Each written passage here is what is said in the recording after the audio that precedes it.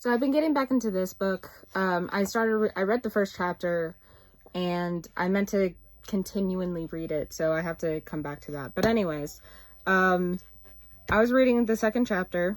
I'm still reading it technically, but I had this kind of like extra layer added onto a scripture that I wanted to share with you guys. So the scripture is Matthew 7 verses 4 through 5. And it's a scripture where it says, how can you say to your brother, let me take the speck out of your own eye, when all the time you had a plank in your own eye? You hypocrite. First take the plank out of your own eye, and then you will see clearly to remove the speck from your brother's. So the layer that I picked up on today was that when we want to correct our friends, our fellow believers, that we can actually cause a lot more harm, especially if they're like a baby Christian or somebody that's not nearly as spiritually mature as you, that we can cause a lot of damage by not being careful, because we don't try to do better. So like, for example, I can't see out of this eye at all, like nothing. Okay.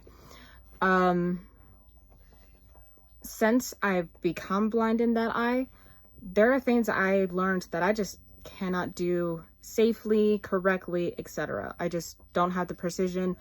And so if I were to try to like take a speck out of something, I'm probably going to cause harm to whatever it is. For example, if I try to take the speck out of somebody else's eye, I might take their whole eye out.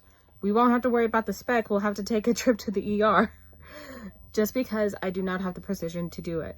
When we are blinded by our own chaos, mess, sin, whatever you want to call it, we will only cause harm to somebody else. Potentially cause harm, but most definitely cause harm, because we could try to do this and end up like just puncturing that person, in a sense, causing a lot more damage.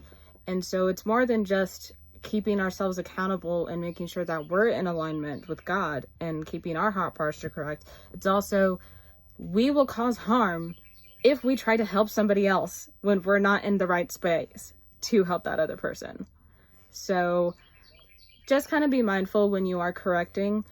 It's a good thing to sharpen each other's iron, but there's a way to do it. I'll probably talk about it some another time, but I just wanted to leave that with you guys. So, okay. Love you. Bye.